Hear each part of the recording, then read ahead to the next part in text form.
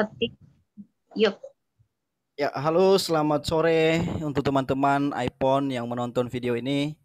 Hari ini kita kedatangan tamu spesial. Ya, di situ ada Bro Vitus. Halo Bro Vitus, selamat bergabung. Halo, shalom semuanya. Oke, terima kasih untuk Bro Vitus yang sudah memberikan waktu. Sebenarnya Bro Vitus ini lumayan sibuk ya, karena mata Iya. kuliah yang sudah mendesak tugas-tugasnya. Ya, untuk teman-teman yang belum subscribe channel ini, silakan di subscribe. Kita akan berbagi pengalaman, dan di channel ini juga saya akan bagikan renungan-renungan secara online untuk dapat memberkati kita semuanya. Ya teman-teman, sebelum kita berbincang dengan Bro Vitus hari ini, saya minta saudara Seventina untuk membuka kita dalam doa. Oke, mari kita bersatu dalam doa.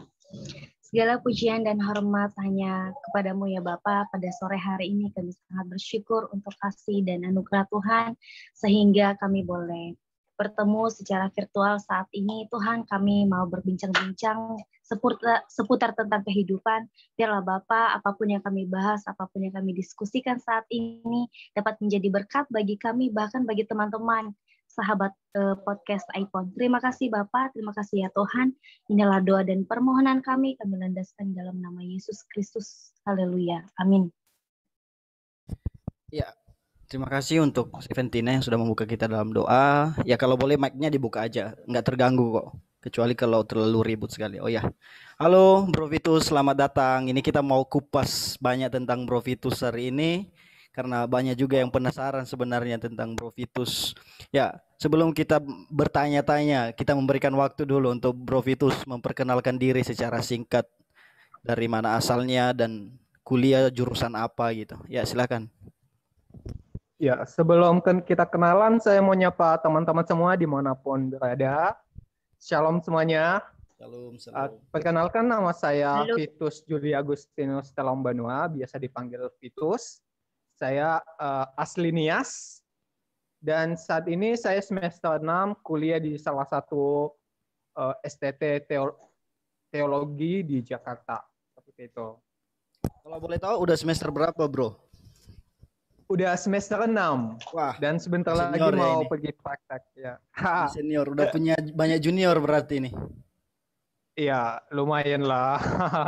Udah Oke. ada panggilan kakak tingkat. Tapi sekarang tinggal di mana nih? Di Jakarta atau masih di Nias? Di Jakarta. Oh, udah di Jakarta ya. Berarti lagi persiapan untuk praktek 1 tahun ya? Iya, betul sekali. Iya, Bro.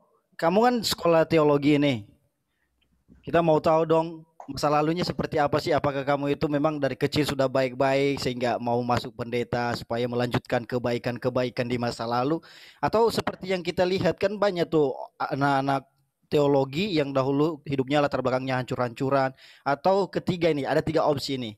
Atau ketiga memang tidak ada pilihan lain, tidak ada universitas yang menerima atau sekolah tinggi yang menerima sehingga larinya ke teologi. Yang mana ini jawaban yang tepat ini di antara 3 ini? Tiga-tiganya benar kali ya.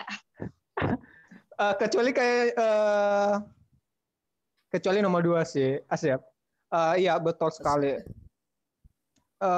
Saya latar belakang keluarga saya bisa dibilang lumayan baik lah di pandangan orang di lingkungan sekitar. Jadi saya nggak punya pengalaman seperti teman-teman yang kayak dulunya bandel-bandel, itu enggak sih. Saya orangnya baik-baik. Jadi maksudnya hidupnya itu aman-aman saja, nggak kemana-mana gitu. Jadi jujur sih untuk masuk ke teologi teman-teman, dulu itu nggak ada list. Karena jujur dulu itu saya dari kecil itu bahkan keluarga saya itu kayak untuk kedepannya itu kami buat list gitu. Jadi kayak kami buat satu skenario hidup kami sendiri buat keluarga saya. Jadi seperti itu. Dan untuk masuk teologi nggak ada. Di list itu saya benar-benar nggak masukin sama sekali. Karena kenapa? Teologi menurut saya, apalagi kependetaannya, itu satu hal sensitif buat saya dulu. Satu hal yang sensitif karena kenapa? Menurut saya pendeta itu adalah orang yang hidupnya benar-benar dalam Tuhan. Jadi nggak boleh sama sekali melenceng di hadapan Tuhan gitu, seperti itu. Hidupnya itu harus bisa jadi teladan seperti itu. Dan saya takut gitu, saya takut banget jadi pendeta, saya takut banget belajar tentang teologi seperti itu, karena saya tahu hidup saya itu takutnya nggak bisa jadi teladan pada kenyataannya. Kedua adalah ketika kita masuk ke teologi, otomatis kan kita jadi hamba Tuhan. Dan saya hidupnya realistik ya, jadi duit. Pendeta hidupnya nggak ada duitnya gitu seperti itu. Sedangkan hidup saya itu saya mau hidup yang soalnya saya udah bikin list itu 25 harus sudah semuanya ada gitu, udah ada, ibaratnya udah kaya seperti itu, jadi orang kaya seperti itu. Jadi untuk bisa jadi orang kaya, jadi hamba Tuhan itu kayaknya nggak bakalan deh.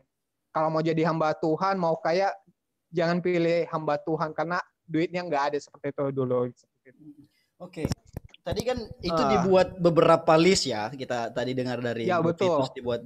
Tapi yang mau saya tahu adalah, atau teman-teman juga pengen tahu, dulu list yang paling atas gitu, paling atas cita-citanya ke depan, ini loh aku sebenarnya gitu, supaya dapat uang banyak itu seperti apa? Ya, dulu bukan cuma saya, tapi keluarga saya juga udah, kamu harus jadi ini ya gitu. Karena kita buat list itu didorong karena latar belakang keluarga yang cukup juga dulu. Jadi list pertama itu kamu harus jadi dokter. Nah, gitu. Orang tua, kamu harus jadi dokter gitu, seperti itu. Jadi sejak dari gitu ya? SD itu keluarga saya sudah ini ya, kamu nanti kayak masuk SMA untuk menjadi dokter, kamu harus masuk SMA, ambil IPA, nanti setelah lulus SMA, nah kamu sekolah dokter. Nah kayak gitu. List pertama saya ya itu. Tapi maksudnya di list pertama itu kan sudah ada, pasti ada list-list berikutnya, bahkan di 25 list itu nggak pernah ada tuh teologi. Kenapa tiba-tiba ngambil teologi? Apakah memang sudah tidak ada jalan keluar lain kah? Atau memang itu yang Tuhan tarik, atau gara-gara pengaruh dari keluarga yang pernah sekolah teologi, atau gimana? Ya, kenapa jatuhnya ke teologi ya, padahal udah buat list-list kayak gitu. Jadi setelah list-list itu, dan juga seiring berjalannya waktu, banyak banget yang memang tidak sesuai dengan list itu. Harapannya kayak hilang satu-satu, hilang gitu, listnya satu-satu hilang, nggak sesuai. Karena kenapa? Keluarga yang tadinya berkecukupan, tiba-tiba di pertengahan jalan, keluarga saya bangkrut seperti itu. Keluarga saya bangkrut. Tahu sendiri kan, untuk masuk ke kedokteran membutuhkan biaya yang banyak gitu. Jadi satu persatu hilang. Nah, bukan berarti ambisi saya untuk jadi kaya lagi, untuk bahagia secara kalau kita pandang duniawi itu hilang. Saya tamat SMA, sebenarnya saya tamat SMA itu keluarga saya seperti kayak ibaratnya udah pesimis ya, gitu, udah pesimis. Bahkan mama saya pernah bilang, ya udahlah kamu jadi teologi aja, itu biaya yang semampu keluarga itu aja. Aku langsung jawab no, teologi nggak ada di list saya. Jadi jangan pernah menyuruh saya untuk masuk teologi karena nggak ada listnya. Di situ nggak ada list. Saya akan mencari kehidupan saya sendiri. Saya bilang gitu, tamat SMA. Saya akan ke Jakarta untuk ngejar impian saya. Dan beberapa setelah tamat itu, saya ke Jakarta Kak, gitu. Saya ke Jakarta, izin sama orang tua, diizinin. Ya udah, saya ke Jakarta, tinggal di rumah saudara. Saya buat konsep hidup saya lagi di situ. Nggak apa-apa nggak kuliah saat ini. Kamu kerja aja dulu. Kerja untuk mengumpulkan uang banyak-banyak, nanti baru kuliah. Jadi setelah tamat itu saya ke Jakarta, saya kerja. Kalau malahan saya mencari kerja sambil kuliah. Konsep pemikiran saya seperti itu. Tetapi faktanya yang saya hadapi adalah ketika saya sampai ke tempat tujuan saya itu, tidak ada pekerjaan yang saya dapat yang bisa gitu seperti itu, kuliah sambil kerja seperti itu. Tidak ada satupun pekerjaan seperti itu. Dan itu berlangsung selama 3 tahun. Oh, jadi ini secara umur sebenarnya Bro Vitus kan lebih lebih tua dari saya ya sebenarnya. Jadi itu yang Betul membuat, sekali. oh iya iya iya. Tapi Ya, maksudnya betul langsung sekali. masuk ke teologinya itu seperti apa gitu loh. Langsung ke teologinya seperti itu. Iya. Itu tahun 2017. Mm-mm. 2017 saya masih ambisius dengan prinsip saya yang tadi. Tetapi saya di sini ada satu momen kayak saya ketampar seperti itu. Jadi kejadiannya kayak gini, Kak. Ada satu hari kakak dari saya itu dia jatuh sakit. Ah. Dia jatuh sakit dan dirawat di Siloam, rumah sakit Siloam di Jakarta Barat. Dan saya menjenguknya gitu. Saya menjenguknya. Oke, ketika saya sudah sampai di rumah sakit, terus entah kenapa tiba-tiba mereka nanya gini, kamu hidupnya kayak gimana gitu. Kok sampai sekarang udah 3 tahun lewat, ambisi kamu, rencana-rencana kamu yang awal kenapa nggak pernah tercapai padahal udah 3 tahun gitu. Saya juga bingung menjawabnya. Aku bilang gini, entahlah Kak, saya juga bingung, entah kenapa hidup saya seperti ini. Aku bilang kayak gitu.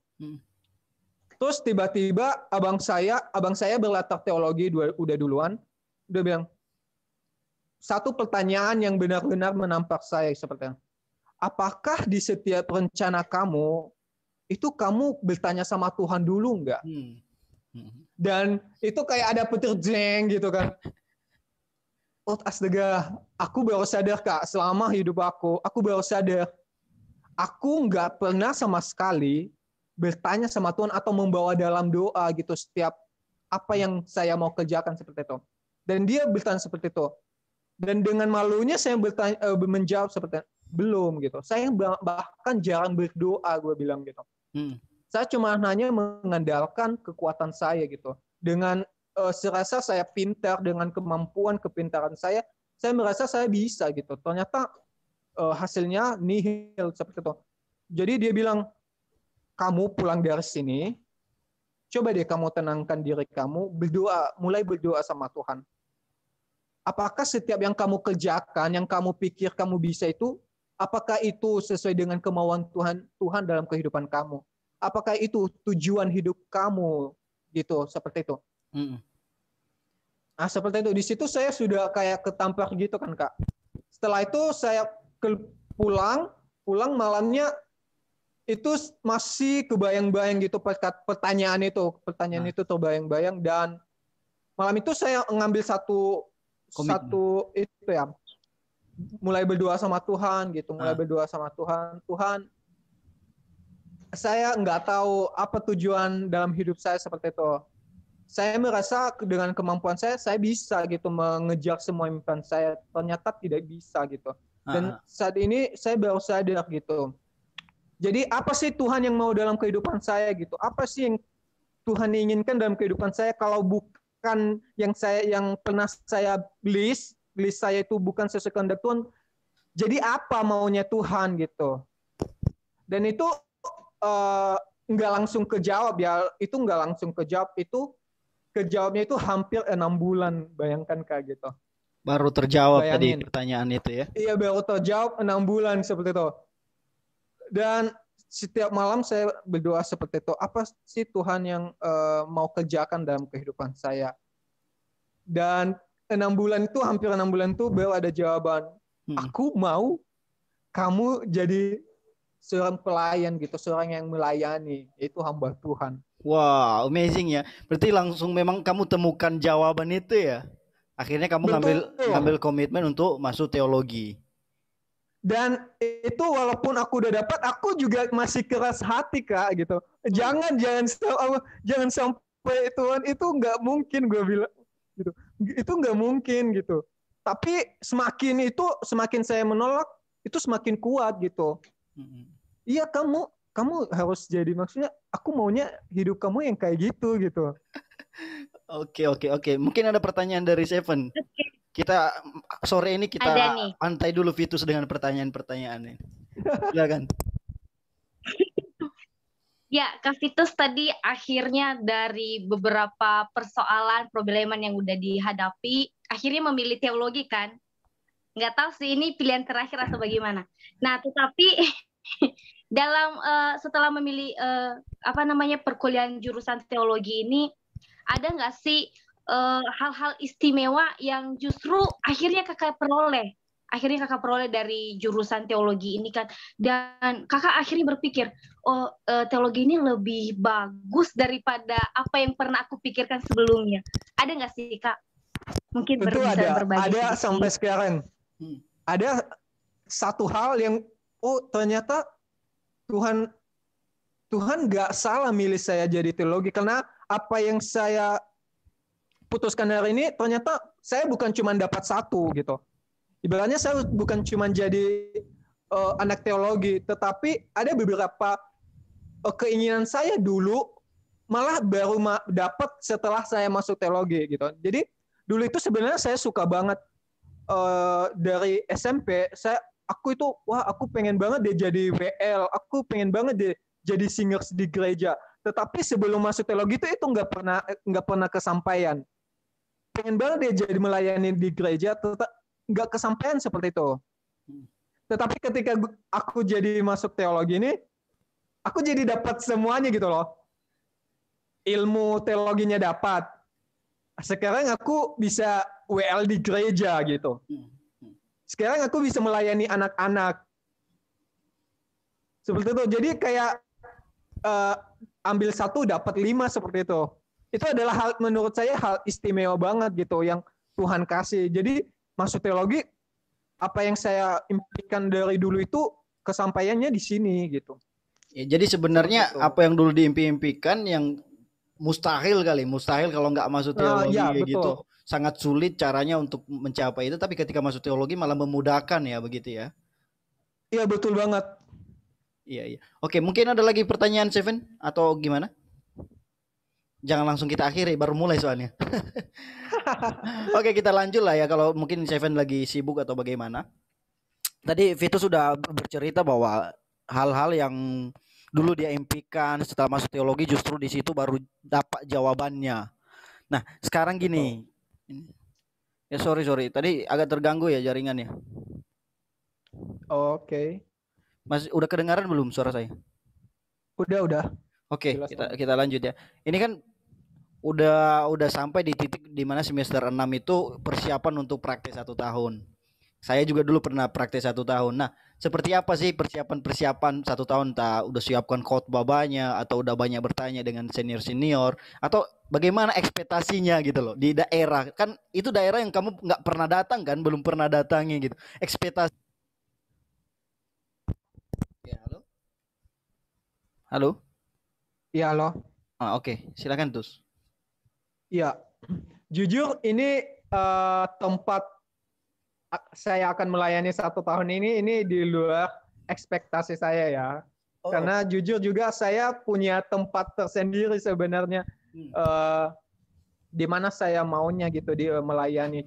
Cuman saya percaya Tuhan lebih mau saya di tempat ini, dan juga untuk tempat yang saya impikan tuh ternyata tahun ini nggak ada yang melayani di sana gitu. Jadi yang persiapan saya. Kalau boleh tahu di daerah mana nih? Terus. Untuk tahun ini saya akan melayani di Pok Sambu Riau. Itu selama 1 tahun. Iya, betul sekali. Jadi persiapan saya, hal yang pertama kali adalah saya mempersiapkan mental saya sih. Jujur, ini kan medannya belum pernah saya tahu ya gitu.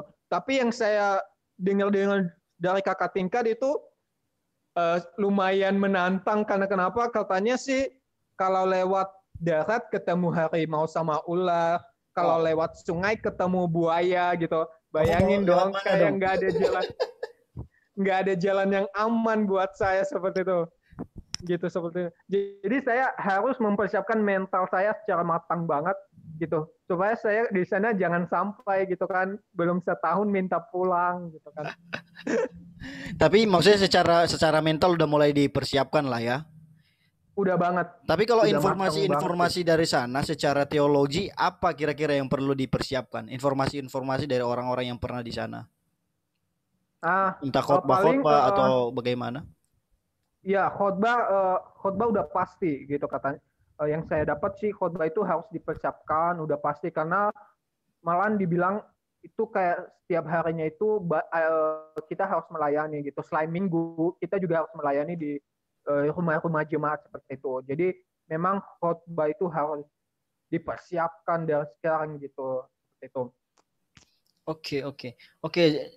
Dek Seven gimana? Ada pertanyaan nggak? Mungkin tentang asmaranya Kak Vitus kali. Dia ini ganteng-ganteng gini pasti banyak cewek yang suka ini. Silakan Dek. Asik. Tapi kita jangan ke asmara dulu deh, Kak. Soalnya tadi itu kan kita berbicara tentang jurusannya teologi. Biasanya anak-anak teologi itu tinggal di asrama ya, Kak. Nah, kalau dia asmara, asrama, aku jadi bingung bedanya. Ya, di asrama itu apa sih hal-hal yang membuat kakak itu merasa nyaman atau bahkan justru tidak nyaman di asrama itu?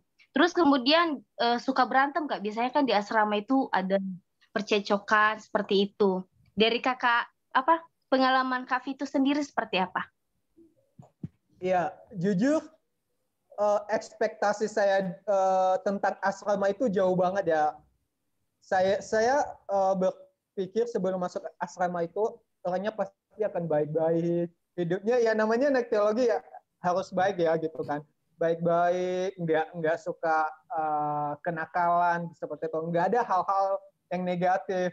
Tetapi ternyata sampai di sana itu membuat saya cukup kaget seperti itu. Soalnya ada pengalaman-pengalaman yang saya alami sendiri seperti itu, dan saya baru tahu, oh Tuhan, ternyata asrama itu nggak sesuai apa yang saya pikirkan. Bahkan senior saya pernah bilang gitu, asrama itu bukan tempat malaikat gitu. Itu asrama itu tempatnya manusia-manusia yang memang lagi diproses seperti itu. Jadi jangan mengharapkan asrama itu ada yang di dalam itu malaikat semua gitu, karena tetapi kebanyakan anak asrama ya isinya seperti itu gitu. Tapi di asrama Vitus saya lihat sih cukup baik lah ya, nggak terlalu banyak masalah di asrama gitu kan, bahkan pernah dipercayakan jadi pengurus. Nah nih kita pernah ketemu di asrama ini, apa ya namanya ya, kesan pertama ketika pertama lihat saya di asrama seperti apa ini? Kesan pertama ya cuek lah ya. Ngomong jujur lah ya gitu. Cuek banget sih gitu. Ya udah deh gitu. Mungkin karena belum kenal sih. Enggak, sekarang udah baik lah ya gitu. Jadi dulu nggak baik gitu lah. Oke, silakan Adek Seven, mungkin ada pertanyaan. Mungkin aku pengen tahu sih asmaranya Vitus ini sebenarnya. Kalau kami di sini kan udah lumayan ku tahu, tapi kalau ada Seven yang gali kayaknya lebih dalam lagi nih, karena cewek soalnya. Iya. Oke, Kak Vitus tadi itu berbicara tentang pengalaman di asrama. Asmara agak beda tipis, Kak. Jadi maafkan kalau salah kata. Ya, berbicara tentang asmara sendiri. Ini kakak ini pacaran ya. Asmara pasti pacaran lah ya. Pacaran pertama sekali itu SMP, SMA, atau kuliah, atau bahkan di SD udah pacaran nih, Kak? Ya. Wah, kalau jatuh cinta mungkin sering lah ya. Jatuh cinta sering. Cuman kalau saya sendiri untuk menjalin satu hubungan, punya komitmen itu di pas kuliah ini seperti itu. Kayaknya saya kenal orangnya. Oke, lanjut. Oh, ya. Ada orangnya ternyata, Kak. Mungkin inisialnya Kak, kita jadi penasaran nih. Waduh, tapi sekarang udah itu lagi deh, udah jomblo sekarang. Oh, jadi teman-teman podcast ini Kak Vitus ini masih jomblo ya. Nanti saya akan nomor WA-nya di deskripsi, bisa dilihat di chat aja, ini masih jomblo. Oke, berarti Vitus jatuh cinta, maksudnya benar-benar jatuh cinta itu di masa kuliah begitu ya. Nah, ini Vitus yang jarang ditanyakan orang. Apa sih yang membuat kamu ketika lihat cewek itu susah jatuh cinta ke cewek itu? Misalnya ilfi begitu. Mau bagaimanapun nanti akan susah untuk jatuh cinta ke cewek gitu. Ada nggak sih hal-hal yang buat kamu ilfi?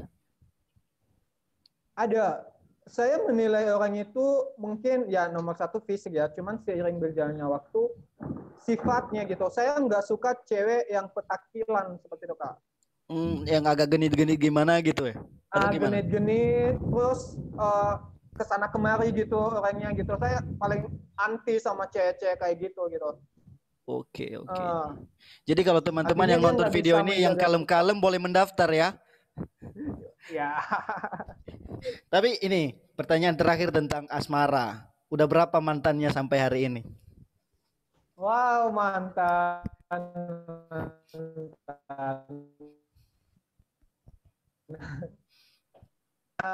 Saya udah Halo? bilang tadi, ya halo. Tadi kan saya udah bilang untuk menjalin hubungan yang serius itu atau benar-benar ada kata pacarannya gitu kan di kuliah. Jadi bisa dibilang nggak ada sih gitu, nggak ada. Soalnya, jadi mantannya satu aja gitu ya di masa kuliah itulah. iya. Yang inisialnya udahlah nggak usah ya. Neneng nih. Iya itulah orangnya. Oke. Itulah. Nah ini saya orang yang udah lulus. Saya yang udah lulus. Seperti apa sih planningmu ke depan setelah lulus dari sekolah teologi yang kamu sedang jalani saat ini? Ada nggak sih planning atau ngajar? Kan banyak ngajar atau mau menjadi gembala atau seperti apa? Atau langsung menikah? Iya, sama sih. Saya juga punya planning kan, dan saya kayak menyesuaikan dengan karunia apa yang ada pada diri saya seperti itu. Dan setelah didalami, karunia saya itu mengajar, lebih ke mengajar seperti itu. Jadi nanti ke depannya kalau Tuhan berkehendak, saya juga akan terjun ke dunia pelayanan dan mengajar juga seperti itu Kak. Dan doain juga, saya sebenarnya punya rencana untuk ke depannya itu ingin punya satu yayasan, ya yayasan anak ya lebih tepatnya gitu seperti itu. Itu adalah rencana-rencana saya ke depannya. Oke, berarti kita udah tahu lah ya rencana Vitus ke depannya ini ngajar dan pelayanan, tapi lebih khususnya kayak di yayasan gitu ya. Iya Berarti betul. lebih tertarik ke anak-anak lah, atau bagaimana? Iya betul sekali. Oke. Seven, masih ada pertanyaan, Dek? Waktu kita tinggal 10 menit lagi soalnya. Silakan. Nah, sebenarnya sih di asmara itu apa sih, penasaran berlanjut lah ya. Ya Kak, apa namanya itu tentang planning ke depan tadi udah dibahas juga ya. Ya udah. Tapi ini Kak, kembali ke asmara sedikit aja. Tadi kan katanya nggak suka cewek yang genit-genit. Tapi ada kenyataannya ada cewek itu ya terlihat ceria tapi tidak genit. Bagaimana pandangan para cowok-cowok tentang karakter wanita seperti itu? Ceria tapi nggak genit. Ya bagus sih seperti itu. Cuman cerianya kadang ada cewek cerianya itu berlebihan banget gitu. Jadi kayak apa sih gitu. Apalagi aku ya gitu. Jadi maksud aku cewek itu nggak apa-apa mengekspresikan diri, tapi jangan sampai kelewat batas seperti itu. Maksudnya jaga image lah gitu. Jangan sampai karena sikap Anda, image Anda juga, walaupun sejatinya Anda tidak seperti itu, tapi penilaian orang menganggap Anda buruk gitu hanya karena sifat-sifat atau tindakan yang berlebihan.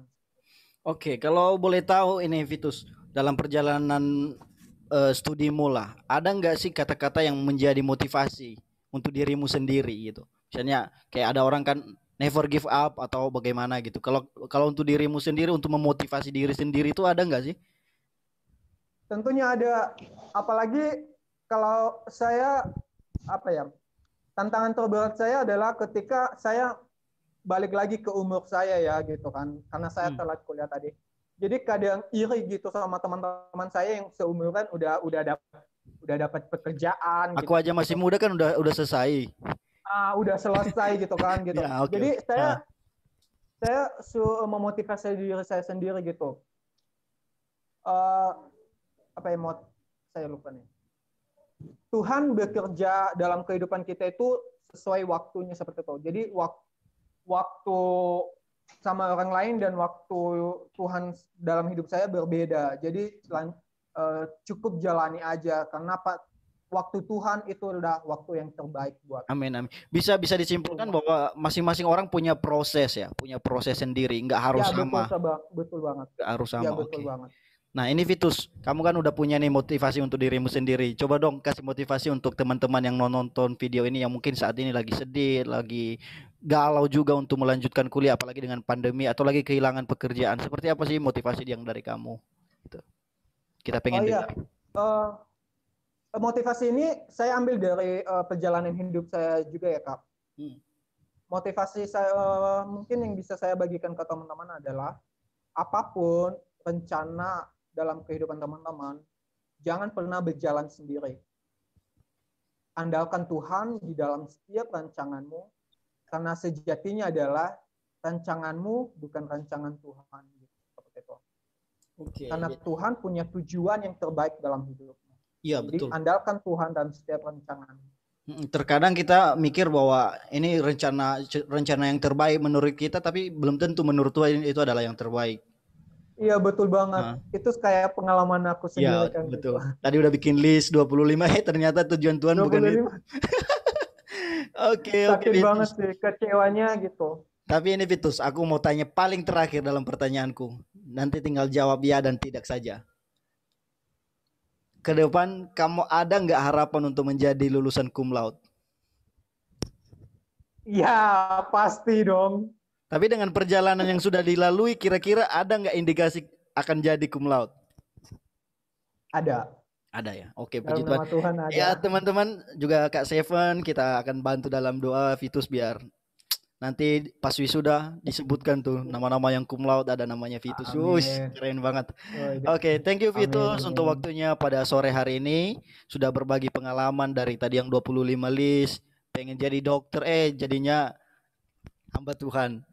Tapi pastinya sudah punya persepsi yang berbeda ya dengan sekarang, dengan keadaannya sekarang yang tadinya pikir hamba Tuhan itu seperti ini.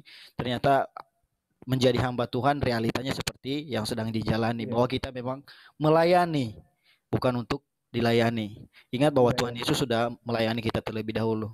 Iya ya. Oke, thank you Vitus untuk waktunya, dan ini penghormatan khusus untuk Vitus ini untuk menutup kita dalam doa. Oh ya, oke silakan Dek. Oke, kita bersatu dalam doa. Tuhan Yesus, kami mengucap syukur untuk kebaikan Tuhan dan kehidupan kami, untuk setiap penyertaan Tuhan yang tak pernah berhenti dalam kehidupan kami. Bapak, Engkau sungguh baik, sangat baik dalam kehidupan kami. Terima kasih juga untuk podcast yang berjalan pada hari ini. Berkati kami semuanya, Tuhan Yesus, baik Kak Irwan dan juga Seven, Tuhan berkati, dan juga teman-teman yang akan menonton podcast ini, kami berharap mereka dapat terberkati dimanapun mereka berada, Tuhan Yesus. Terima kasih Bapak, ini hidup kami serahkan dalam nama Tuhan Yesus Kristus. Haleluya. Amin. Oke, thank you. See you next time. Oke, thank you juga Seven yang sudah jadi co-host hari ini. Doakan biar podcast ini akan berjalan dengan baik dan menjadi berkat juga untuk teman-teman. Ini kan berbagi pengalaman seperti ini, akhirnya yang tadinya punya permasalahan dalam hal itu dapat termotivasi. Oke, thank you. Tuhan berkati. Shalom. Shalom. Shalom.